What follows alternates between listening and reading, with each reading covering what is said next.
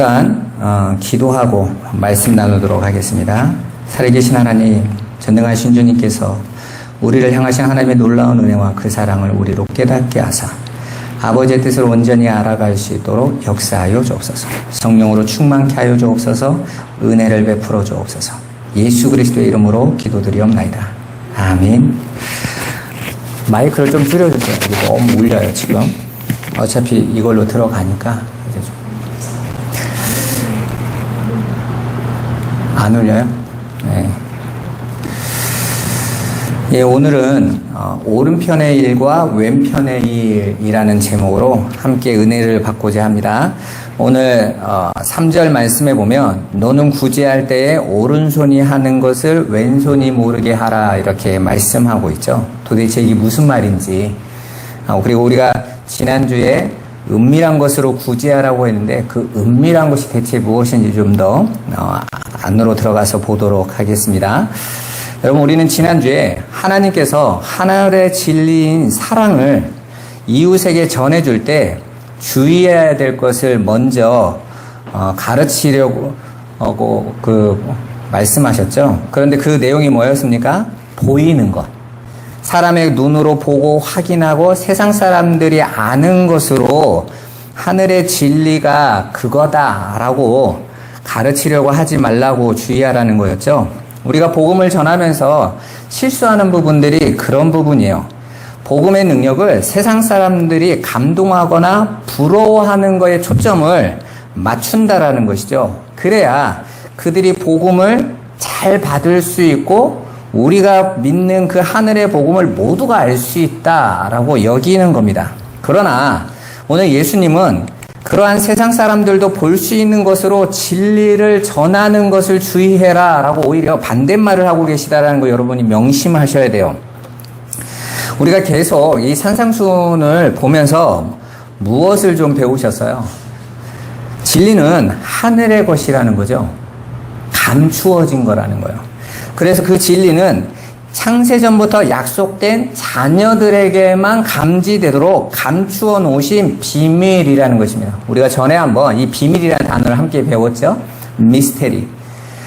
시크릿은, 영어에서 시크릿은 아무도 알 수 없도록 감추어진 거. 아무도 알 수 없어요. 그걸 시크릿이라고 하고, 미스테리는요, 어떤 사람들에게는 드러내기 위해서 감추어 놓은 비밀이란 뜻이에요.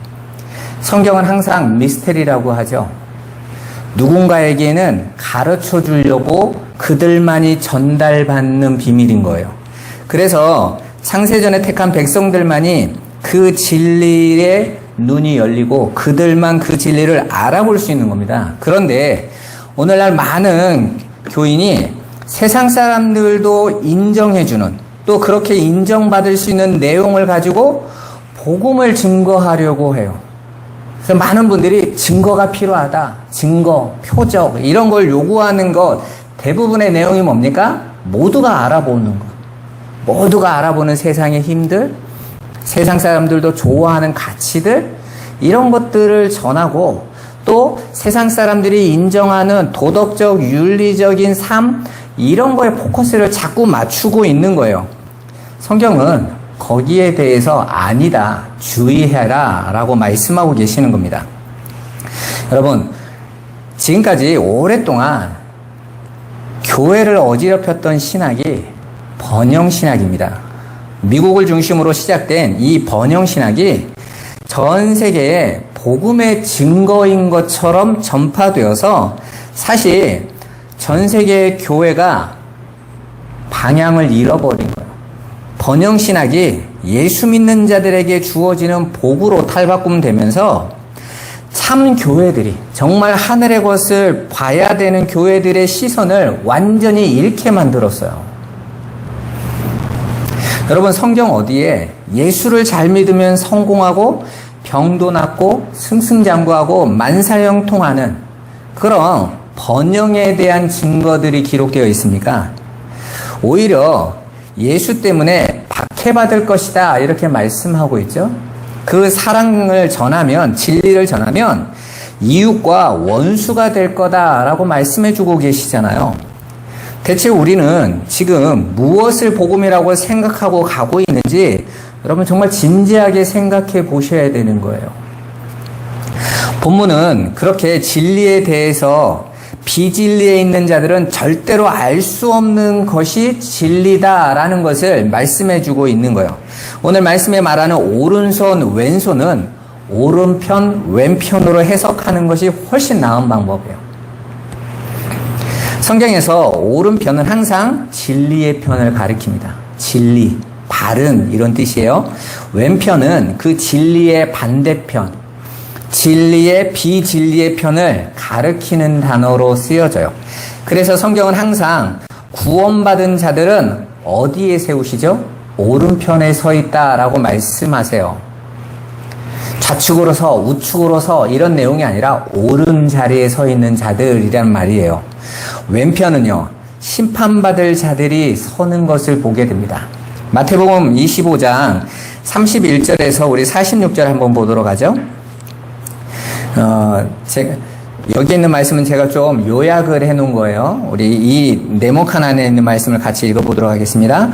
모든 민족을 그 앞에 모으고 각각 구분하기를 목자가 양과 염소를 구분하는 것 같이 하여 양은 그 오른편에 염소는 왼편에 두리라. 그때의 임금이 그 오른편에 있는 자들에게 이르시되 내 아버지께 복 받을 자들이여 나와 창세로부터 너희를 위하여 예비된 나라를 상속받으라. 내가 줄일 때에 너희가 먹을 것을 주었고 목마를 때에 마시게 하였고 나그네 되었을 때에 영접하였고 헐벗었을 때에 옷을 입혔고 병들었을 때에 돌보았고 옥에 갇혔을 때에 와서 보았느니라. 또 왼편에 있는 자들에게 이르시되 저주를 받은 자들아 나를 떠나 마귀와 그 사자들을 위하여 예비된 영원한 불에 들어가라. 내가 줄일 때에 너희가 먹을 것을 주지 아니하였고 목마를 때에 마시게 하지 아니하였고 나그네 되었을 때에 영접하지 아니하였고 헐벗었을 때에 옷 입히지 아니하였고 병들었을 때와 옥에 갇혔을 때에 돌보지 아니하였느니라 하시니 그들도 대답하여 이르되 주여 우리가 어느 때에 주께서 줄이신 것이나 목마르신 것이나 나그네 되신 것이나 헐벗은 것이나 병드신 것이나 옥에 갇히신 것을 보고 공양하지 아니하더이까. 이에 임금이 대답하여 이르시되 내가 진실로 너희에게 이르노니 이 지극히 작은 자 하나에게 하지 아니한 것이 곧 내게 하지 아니한 것이니라 하시니라. 그들은 영벌에 의인들은 영생에 들어가리라 하시니라. 아멘. 오늘 이 말씀을 보면 마치 우리 이웃에게 헐벗고 굶주리고 옥에 갇히고 병든 자들을 돌봐주는 삶. 그래서 가난한 사람에게 먹을 것을 갖다 주고 입을 옷을 전해주고 그들이 힘들 때에 그들을 지켜주고 그들을 이렇게 돌봐주는 그 삶을 살아야만 되는 것 같이 이야기를 하잖아요. 그래서 하나님의 백성들은 그렇게 남들에게 도와주고 그들의 정말 필요를 채워주는 삶을 살아야 된다라고 말씀하는 것 같지 않으세요? 그런데 오히려 이 말은요, 그런 내용하고는 상관이 없는 내용이에요. 그건 사실 인지상정이죠. 여러분, 그건 절 다니는 사람들도 하지 않습니까? 오히려 예수 믿는 저와 여러분들보다 절 다니는 분들이 사회복지도 더 많이 하고 어려운 사람들에게 더 많이 하고 방생도 해주고 고시도 해주고 나누어주고 그러지 않습니까? 지금 예수님이 그런 사람들, 그런 행위를 한 사람들이 의인이라고 한다면 오늘 말씀은 약간 이해하기 어려워져요. 남들보다 더 많이 하자 이런 내용에 대한 이야기가 아닌 것입니다. 사실 오늘 말씀에 보면 예수님이 칭찬하는 자들은 우리가 언제 했어요? 그렇게 오히려 다른 말을 하죠. 우리가 언제 예수님이 굶주리고 헐벗고 양식이 없고 목마르고 그렇게 병들고 감옥에 갇혔을 때 우리가 언제 공양했습니까? 우리는 한 적이 없는데요. 이렇게 말을 하고 지옥에 떨어지라고 말을 한 염소들은 오히려 따지죠. 우리가 언제 안 했어요? 우리 다 했는데요. 이렇게 나오고 있단 말이에요.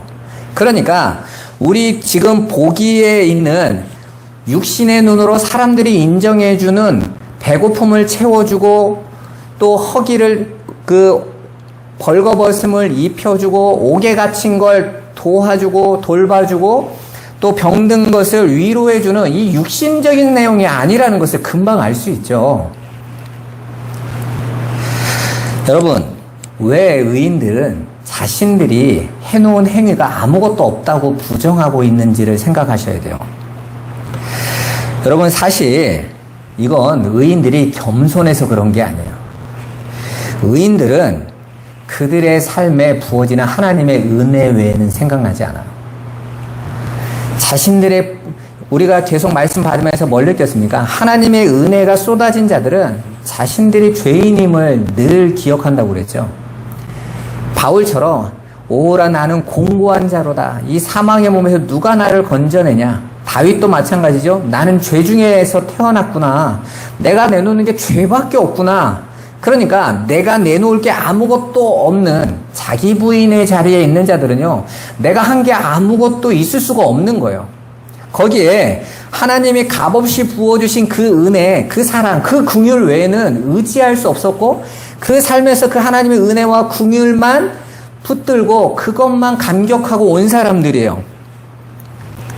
여러분, 그리고 그들이 전한 그 복음은 그 온전하신 하나님의 사랑을 이웃에게 가르쳐 준 거예요. 그거밖에 없다라는 걸. 그건 내 것이 아니기 때문에 나의 자랑이 될 수가 없죠. 우리가 받은 그 사랑은 내가 가지고 있었던 사랑이 아니란 말입니다. 하나님으로부터 우리가 넘겨받았던, 선물로 받았던 사랑이었던 거예요. 그러니까 우리가 이웃에게 뭔가를 전해주는 그 사랑도 내 것이 아닌 거죠. 우리가 누가복음에 보면 먼 길을 여행하던 친구가 왔을 때 떡을 주는 친구 이야기가 나오죠. 이웃집에 가서 떡을 가진 친구에게 떡을 얻어다가 전해줬어요. 그럼 한번 생각해 보세요. 떡을 얻어다 준 친구가 자기 떡인 것 같이 하겠어요? 절대 안 하죠. 이웃의 형제가 준 떡이란 말이에요. 내 자랑이 아무것도 없는 겁니다. 나도 그 떡을 먹은 자니까 감사밖에 없는 거죠. 그래서 처음부터 하나님으로 받은 그 사랑은요, 항상 빚으로 전달되어지게 되어 있어요. 우리가 예수님이 구하라라는 그 단어가 빚 갚으세요 라는 단어라고 그랬죠? 그 빚, 하나님이 나에게 창세전부터 주기로 약속했던 거였구나. 그래서 그거 달라고 해서 그거 받은 자들은, 그 사랑을 빚으로 하나님으로부터 넘겨받은 자들은 반드시 바로 이웃에게 어떤 자로 내려가냐면요, 빚진 자로 내려가게 되어 있어요. 내가 그 사랑을 가지고 있는 자들은 당연히 사랑의 빚을 가진 자가 된단 말이에요. 그 빚은 갚아야 될 빚인 거예요. 넘겨줘야 될 빚인 거예요. 그 빚에 대한 내용을 가장 명확하게 이해하고 있던 사람이 사도 바울이었습니다. 로마서 1장 11절에서 15절 한번 보죠. 같이 한번 읽어보도록 하겠습니다. 내가 너희 보기를 간절히 원하는 것은 어떤 신령한 은사를 너희에게 나누어 주어 너희를 견고하게 하려 함이니, 이는 곧 내가 너희 가운데서 너희와 나의 믿음으로 말미암아 피차 안위함을 얻으려 함이라. 형제들아, 내가 여러 번 너희에게 가고자 한 것을 너희가 모르기를 원하지 아니하노니, 이는 너희 중에서도 다른 이방인 중에서와 같이 열매를 맺게 하려 함이로다. 지금까지 길이 막혔도다. 헬라인이나 야만인이나 지혜 있는 자나 어리석은 자에게 다 내게 빚진 자라. 그러므로 나는 할 수 있는 대로 로마에 있는 너희에게도 복음 전하기를 원하노라. 아멘. 여러분 봐보세요. 바울이 로마에 있는 형제들에게, 교회에게 복음을 전하기를 원하는데 그 이유가 왜라고 말하고 있습니까? 왜 복음을 전하기를 원하는 거예요? 빚진 자. 한 번도 보지 않았던 그들에게 난 너에게 빚을 졌어 지금. 그 빚을 갚아야 돼. 넘겨줘야 돼. 라는 것이에요. 바울 사도가 로마에 있는 그리스도인들을 간절히 보기 원했던 이유가 바로 빚 때문이라고 말을 하고 있는 거예요. 자신이 먼저 받은 그 신령한 은사, 그게 뭡니까? 신령한 은사는 고린도전서 13장에서 아주 잘 나와 있죠. 사랑이다, 그렇게 말을 하고 있잖아요. 그 사랑. 그래서 너희가 천사의 말을 하고 내 몸을 불사르게 내어줘도 뭐가 없으면 아무것도 아니라고 그래요? 사랑이 없으면. 그러니까 나는 너희가 그 신령한 은사, 그 사랑 갖기를 원해 라고 말을 하고 있잖아요. 그 사랑을 은혜로 넘겨받아서 이제 그 사랑의 빚진 자가 되니까 그 사랑을 로마 교회에 갚아야 하는 거라고 말을 하고 있는 거예요. 그러니까 누가 더 아쉬운 자인 거예요? 갚아야 돼. 자기가 사랑을 가진 자가 채무자가 된 거예요. 여러분, 예수를 믿고 저와 여러분이 복음을 전하면서 우리가 그 예수의 복음을 전하는 것을 빚진 자의 마음으로 전해본 적이 있으세요? 우리는 복음을 전하는 게 복 받으려고 전하는 거잖아요. 내 육신의 복, 야, 내가 전도 안 했더니, 복음 안 전했더니 이렇게 힘든 삶을 살았던 거야. 복음 전해야 경제도 주어지고 건강도 주어지고 힘도 주어지네. 이제 알았으니. 그래서 내가 복음 전해서 내 힘 채워야지. 이제는 하나님으로부터 내가 원하는 거 다 받아내야지. 이러려고 복음 전하는 거 아닙니까? 아니란 말입니다. 빚진 자란 말이에요. 빚진 자. 그렇게 오른편에 있는 자들은 자신의 자랑이 아무것도 없다고 고백해요. 그런데 왼편에 있는 자들은 오히려 자신들을 예수를 섬겼다고 주장하고 있음을 보지 않습니까? 그들이 행했다고 주장하는 것이 뭐였어요? 율법의 행위죠. 예수님을 시험하려 하던 율법사가 예수님이 정해진 이웃을 향해서 자기가 사랑할 수 있다라고 말한 것과 똑같은 내용인 겁니다. 외식하는 자들이 회당과 거리에서 보여줬던 그 구제의 행위들, 그들은 그걸 구제라고 여겼던 거예요. 사람들이 다 알아볼 수 있는 것으로 하는 것, 그걸 구제라고 여겼고, 예수님께서는 그게 구제가 아니라 하늘의 것을 주는 것, 신령한 은사를 넘겨주는 것, 그게 구제다라고 말씀하고 있는 거예요. 그렇게 사람의 눈에 보이는 것으로, 드러나는 것으로 하나님의 사랑을 보지 못하고 율법으로만 보고 행한 자들에게 예수님은 그게 아니었다라고 말씀하시는 거예요. 나는 너희의 행위를 기억하지 않는다. 나는 그런 걸 하라고 한 게 아니야. 라는 거예요. 여러분, 그런데 많은 분들이요, 신앙생활과 그런 구제를 세상 사람들도 아는 거 해야 되는 줄 알아요. 그거 아는 거 넘겨주면서 오른손이 하는 거 왼손이 모르게 해야 된다고 아무도 모르게 살짝 하면서 자기 혼자 뿌듯해하죠. 야, 내가 아무도 모르게 했어. 여러분, 왼손은 알고 있잖아요. 만약 그렇게 눈에 보이는 거라면 여러분이 오른손으로 누구에게 넘겨줄 때 왼손이 안 쳐다봐도 알죠. 다 내 몸인데. 그런 이야기를 하는 거 아닙니다. 오늘 이 말씀에 오른편에 하는 것을 왼편이 모르게 하는 거라는 건, 왼편에 있는 자들은 오른편에 있는 의인들의 그 일을 이해하지 못한다는 뜻이에요. 알지 못한다라는 것, 깨닫지를 수 없다라는 것입니다. 예수님은 그렇게 하나님의 말씀을 법으로 오해하는 사람들에게 그 은밀한 것, 오른편에 있는 진리에 대해서 이렇게 말씀하세요. 이제 그 은밀한 것이 어떻게 보여지는지에 대해서 여러분들에게 한번 설명해 볼게요. 누가복음 11장 37절에서 43절 같이 한번 읽어보겠습니다.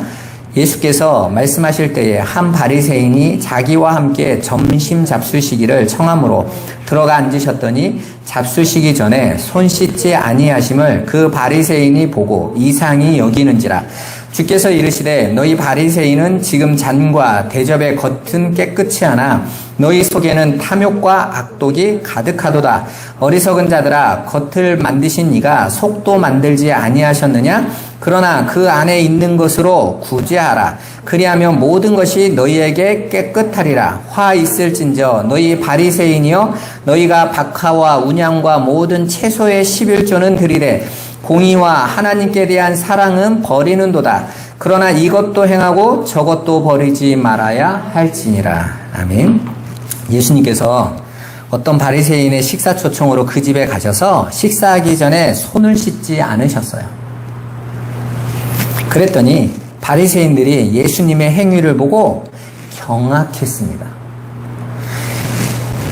유대인들의 결례에는 남의 집에 식사하기 전에 반드시 손을 씻는 게 결례예요. 이걸 안 씻으면 이건 죄예요, 죄.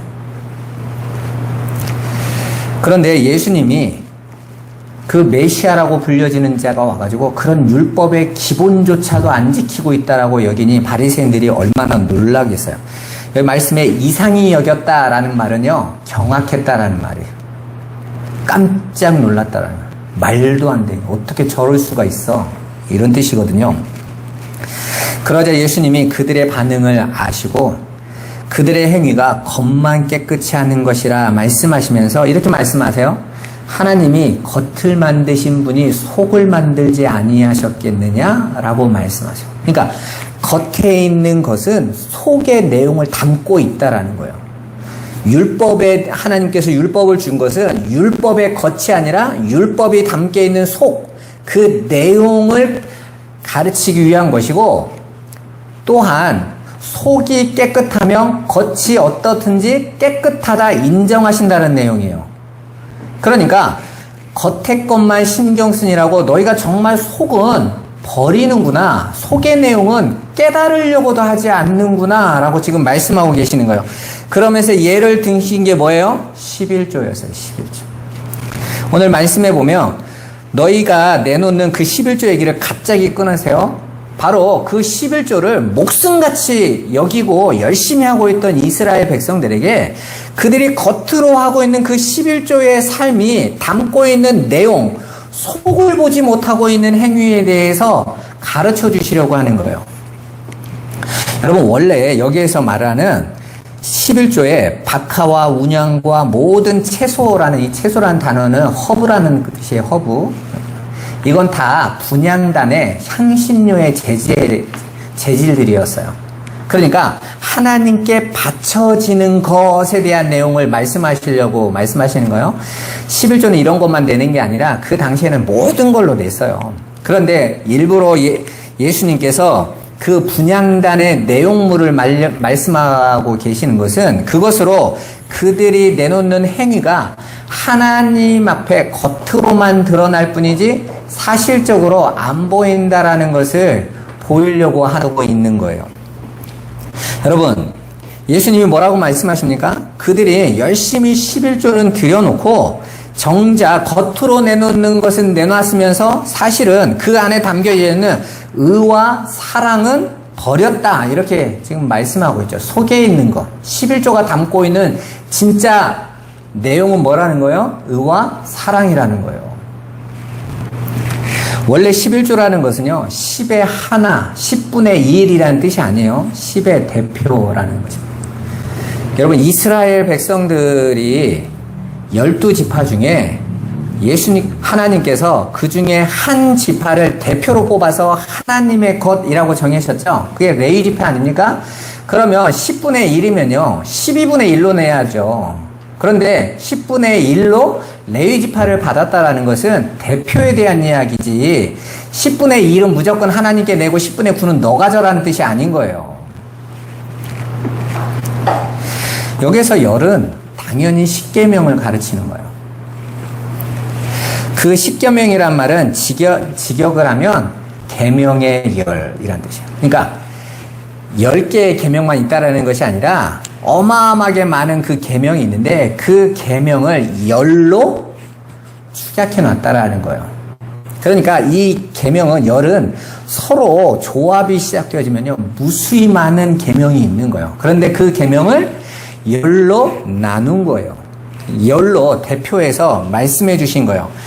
그렇게 계명은 율법인 거죠. 그런데 그 계명의 그 계명이 가르치는 대표적인 내용이 뭐다라고 예수님이 지금 말씀하고 계시냐면 의와 사랑이다라고 말씀하고 계시는 거예요. 그런데 너희는 의와 사랑은 모르고 계명만 지킨다고 정작 하나님이 그 10계명 안에 담아둔 11조 안에 담아둔 그 의와 사랑은 버려버리고 행위인 내놓는 것만 신경 쓰고 그거 잘하고 못하고만 따지고 있으니 너희가 진정으로 11조의 삶이 아니라 하나님의 원하시는 11조를 버린 삶이 되었다라고 꾸짖고 계시는 거예요. 오히려 여러분, 유대인들이 얼마나 11조를 잘 드린 사람이냐면요, 자신들이 그 11조를 내기 위하여 돈 있는 사람들은요, 11조만 따로 정리하는 종들을 뒀어요.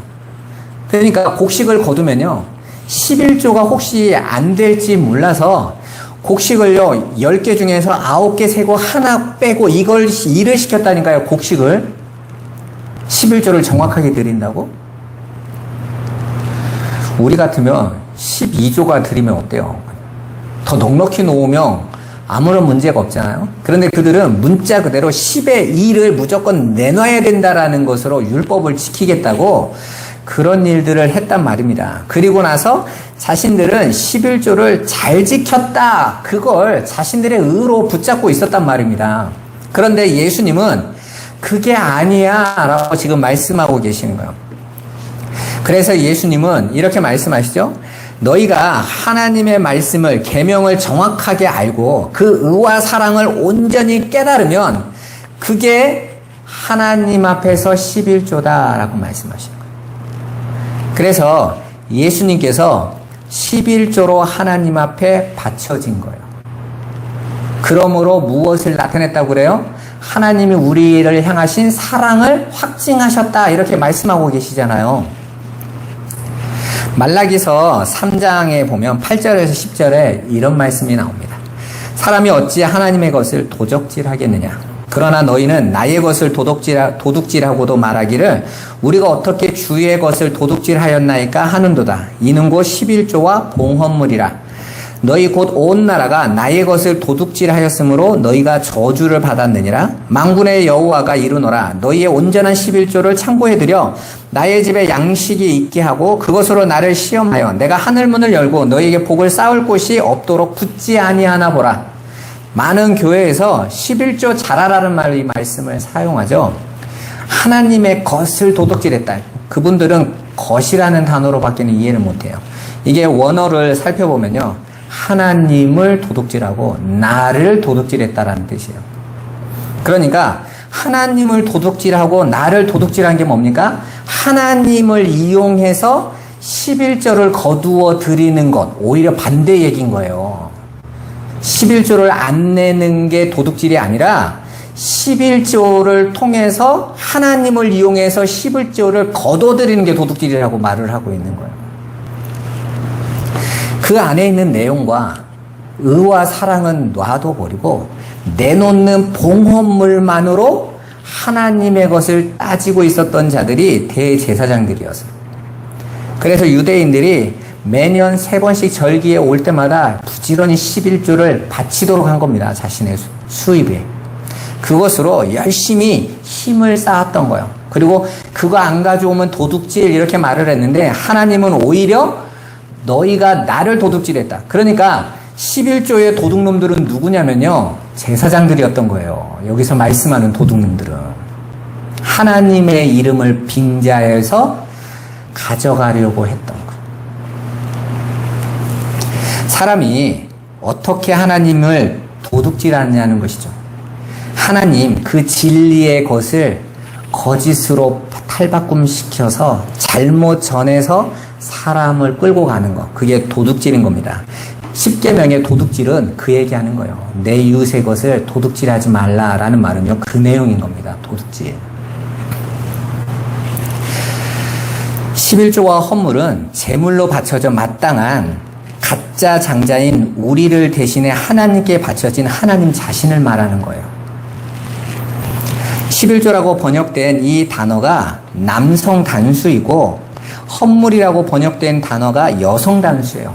그 말은 10이라는 것으로 하나의 제물로 드려지신 예수 그리스도를 말씀하고 있는 거예요.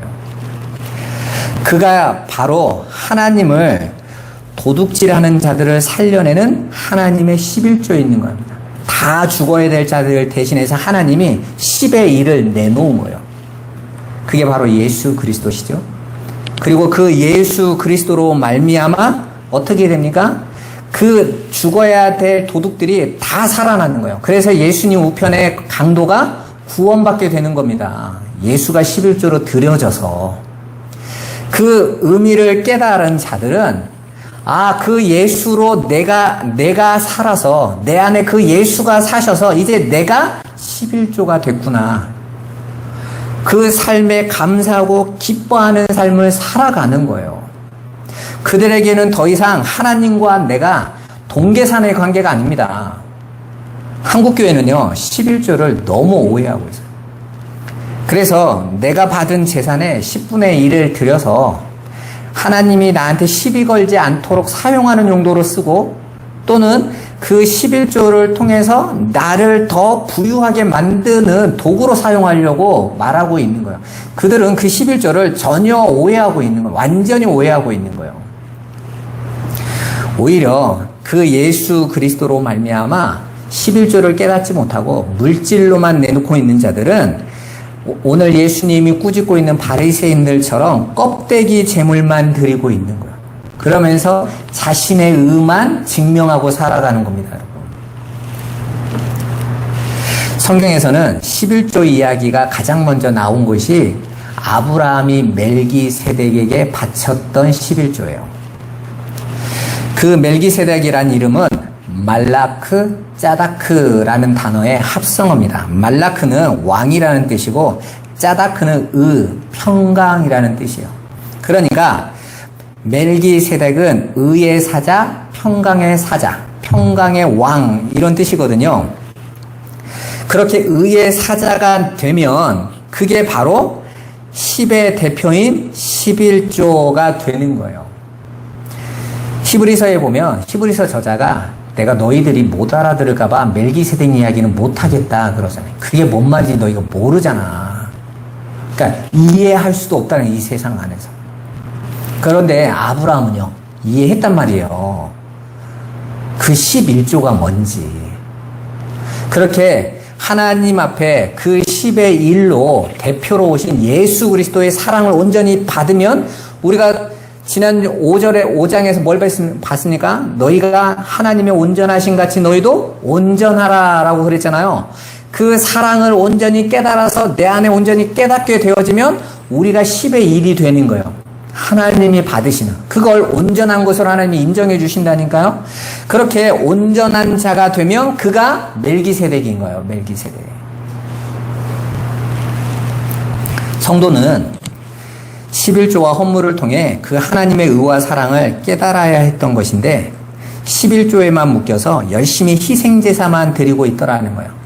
이런 말씀 드리면 또 어떤 사람들 그러죠? 그러니까 이제 11조를 내도 돼, 안 돼. 그들이 도둑놈들이에요, 여러분. 오직 하나님하고 계산법만 남아요. 그 10의 1을 온전히 알았던 자들은 더 이상 물질로 아니면 내가 내놓는 행위의 결과를 쫓지 않고 나의 모든 삶에 하나님이 기뻐하시는 재물의 삶이 됩니다. 그래서 바울이 그러죠. 너희를 하나님이 기뻐하시는 거룩한 산제사를 드려라. 산재물이 되라 그러잖아요. 그들에겐 더 이상 이 세상의 물질이 내 것이라는 개념이 없어요. 내가 온전히 하나님께 바쳐진 자가 되어버렸거든요. 그래서 초대교회에서 바나바처럼요, 자신의 것을 다 바치는 삶을 살아도 전혀 그게 아까운 삶이 안 되는 거예요, 여러분. 하나님께서 바로 그 이야기를 하는 거예요. 온전한 11조를 창고, 여기서 창고라고 쓰여진 그 말라기의 그 단어는요, 집이라는 뜻이에요. 성전인 거예요. 그러니까 온전한 11조, 여러분들이 하나님의 말씀을 온전히 깨달아서 여러분들이 온전한 11조가 되면 여러분이 성전인 거잖아요. 아버지의 집인 거잖아요. 그렇게 온전한 11조가 여러분이 되어지면 여러분 안에 그 11조가 채워진 거잖아요. 진리로 채워진 상태에 그게 온전한 성전인 거예요. 내가 너의 집을 채울 수 있나 없나 봐봐. 채워진다니까 라는 거예요. 하늘의 것으로. 그렇게 성전이 우리 안에 온전한 11조이신 하나님 그 진리를 채우라는 거예요. 그게 양식이 가득하다라는 뜻이에요, 여러분. 그게 진짜 복이다라는 뜻입니다. 내가 복을 붙나 안 붙나 봐. 11조 잘 내면 나머지 구를 더 채워줘. 100만 원 내면 1000만 원씩 월급 받게 해줘. 이런 내용이 아니란 말입니다, 여러분. 오늘 한국교회만큼 11조를 엉터리로 해석하고 그걸 기복으로 사용하는 곳이 없어요. 그 진리를 알게 된 사람은 그 속에 그것 자체가 복이기 때문에 그걸 양식으로 받고 있기 때문에 그 배부른 삶, 넘쳐난 삶을 살게 돼 있단 말이에요. 그 삶이 가지고 있고 안 가지고 있고에 대한 내용이 아닌 겁니다. 이렇게 율법이 말하고자 하는 진리를 제대로 온전하게 넘겨주는 것이 구제예요. 그걸 다른 말로 이웃을 사랑한다라고 말을 하는 거예요. 그게 이웃사랑인 것입니다. 그런데 그 구제를 할 때 주의하라라는 거죠. 왜요? 아까 말한 것처럼 보여지고 나타나지는 율법의 행위들 그것으로만 넣어주면 이웃이 그걸 오해할 거 아니야. 그 진리의 양식을 주려면 진리의 양식이 뭔지 진리의 내용을 알아야 되는데 그건 없이 그냥 눈에 보여지는 국수 삶아주고 이런 것이 구제라고 전해져 버리면 일평생 그 사람은 뭐만 하겠어요? 밥 퍼주고 국수 삶아주고 다른 사람들 헌옷 갖다가 나눠주고 이게 하나님의 일인 줄 알고 살 거 아니에요, 여러분. 그러면 그는 영원히 구원받을 수 없게 될 거 아닙니까? 오히려 세상은요, 그렇게 국수 삶아주고 헌옷 나눠주고 다른 거 구제해주고 복지해주면요, 야, 저 사람 정말 훌륭한 사람이야. 야, 저 사람이 믿는 하나님 나도 믿고 싶어. 나도 저렇게 남을 위해서 살고 싶어 하고 오히려 교회 많이 와요. 그런 일을 하면. 그럼 하나님이 그걸 잘했다. 전도 많이 했구나. 그러신다고요? 안 한다고 말하지 않습니까? 오히려 예수님께서 유대인들이 그렇게 많은 어떤 사람들을 데리고 와서 유대교로 편입시키고 그들을 가르쳐서 그 율법 지키게 하는 삶을 뭐라고 말합니까? 너희보다 배나 어디 자식 만든다고 그래서요? 지옥 자식 만들었다고 그러잖아요. 다른 내용이란 말입니다. 그래서 진리를 모르는 율법 행위, 겉으로 나타나는 일을 전하는 자들을 회칠한 무덤이라고 말하는 거예요. 속은 안 바꾸고 속은 썩은 시체로 가득 차 있으면서 겉만 번지르게 하게 만들고 있는 것입니다. 당시 유대인들이 정말 그 일을 많이 했다고 그래요. 무덤이 주택가에 있어요, 유대인들은. 그래서 자신들의 그 무덤을 옛날에 그 굴파서하고 그러잖아요. 멋지고 화려하게 꾸몄다고 그래요. 그러나 예수님 뭐라고 말합니까? 안에는 죽은 시체밖에 없는데 겉만 화려하게 한다고 뭐가 바뀌겠니? 하면서 그들의 삶의 모습을 회칠한 무덤으로 표현하신 거예요. 진리가 없이 겉으로만 내놓는 자들, 왼편의 일만 부지런히 하고 있는 자들, 겉의 것만 신경을 쓰고 있는 외식하는 자들. 그런데 그들이 세상에서는 칭찬받는다니까요. 믿음 좋은 것처럼 보이는 거예요. 그거 주의하라는 것입니다. 그러면 이제 어떻게 해야 주의할 수 있을까요? 이제 중요한 거죠. 우리는 보면 주의해야지 이런다고 주의가 되는 게 아니에요. 예수님이 어떻게 주의하라고 하시는지 말씀 한번 보죠. 마태복음 16장 6절입니다. 같이 한번 읽어보겠습니다. 예수께서 이르시되 삼가 바리새인과 사두개인들의 누룩을 주의하라 하시니. 아멘. 여기서 사두개인들과 바리새인들의 누룩을 주의하라 하시면서 삼가 이렇게 말을 해요. 여기서 삼가라고 번역이 된 헬라어가 호라오입니다. 헬라어에 보다라는 단어거든요. 근데 이 헬라어에 보다라는 단어가 네 가지가 있다고 했죠. 옵타노마이, 에이돈, 블레포, 호라오입니다. 옵타노마이는 그냥 보여서 보는 것이에요. 그냥 보여지는 대로 보이는 것. 그리고 그게 뭐다라고 말하는 거죠. 여기 이렇게 컵이 있고 컵에 물이 담겨 있어요. 그럼 그냥 컵에 담긴 물로만 보면 그냥 보는 대로 보는 거죠. 그리고 두 번째로 에이돈이라는 단어가 있는데 그건 어떤 대상이 목적을 가지고 보여주어서 보는 거예요. 그러니까 그걸 보고 목적을 가지고 보면 그걸 섬기게 돼요. 그래서 잘못 보게 되어지면 그게 우상이 되는 거예요. 그래서 우상이라는 단어가 여기서 나와서요. 에이돈에서 아이돌이라는 단어가 여기서 나온 단어예요. 블레포라는 단어는 그렇게 우리가 옵타노마이로 에이돈으로 그 과정을 거치면서 하나하나씩 자세히 살펴보고 확인해보고 경험해보고 맛보는 것을 블레포, 본다라고 말하는 것입니다. 그리고 나서 보여지는 것이 호라오의 눈이에요. 그 호라오는 비로소 그 진리의 내용을 깨닫게 됐을 때, 속의 내용을 간파하게 됐을 때 쓰여지는 단어예요. 그런데 이 호라오는 아무나 뜰 수 없다라는 게 문제예요. 오직 성령이 눈을 열게 해주셔야. 우리가 지난주에도 본 것처럼 이사야서에서 하나님의 복음의 전파의 방법이 뭐였습니까? 보아도 알지 못하고, 들어도 깨닫지 못하게 하는 거예요. 그러니까 하나님께서 보여주시는 것, 성령이 우리 안에 오실 때 그제서야 진리를 볼 수 있게 되는 걸 호라오 하는 거예요.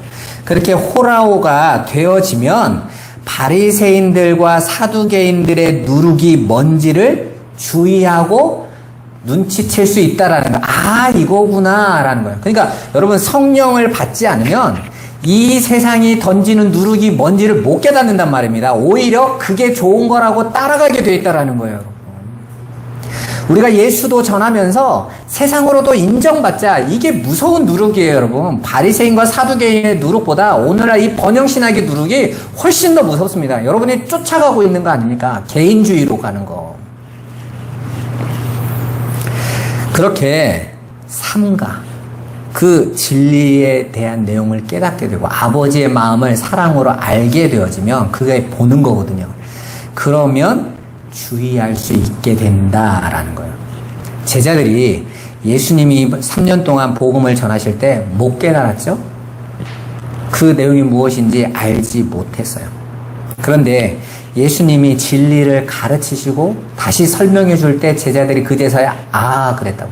진리로 그들에게 눈을 열어줄 때 그들이 비로소 아, 바리새인과 사두개인들의 율법을 누룩이라고 하신 거구나 라고 깨달았다고 그러잖아요. 그러니까 이 호라오라는 단어는 육의 눈으로 보는 것이 아니라 성령으로 인해 진리를 보는 것을 말하는 거예요. 그렇게 진리의 눈이 열려야 바리새인의 누룩이 무엇인지 알고 주의할 수 있게 된다는 말입니다. 우리는 자꾸 주의하라 이런 내용을 보면 우리가 알고 있는 육신적 기준으로 주의해야 되는 줄 압니다. 안 된단 말이에요, 여러분. 그러니까 진리를 받아 깨닫지 못하면 주의하지 않고 사람들 기준에 좋아 보이는 것을 자꾸 진리로 여겨서 열심히 그 율법만 쫓아가게 돼 있고, 그뿐만 아니라 나만 그렇게 쫓아가는 게 아니라 그게 진리로 보여졌으니까 내 이웃에게도 그 삶을 살라고 전하는 거짓 증거하는 거짓 선지자가 되어줄 수밖에 없는 거예요. 그러니까 여러분, 이만이나 이런 사람들이 그것밖에 안 보이니까 그럴 수밖에 없는 겁니다. 우리가 이단들을 보면 저 사람들이 나빠 이런 내용이 아니라 그들은 그걸로밖에 보지 못하는 거야.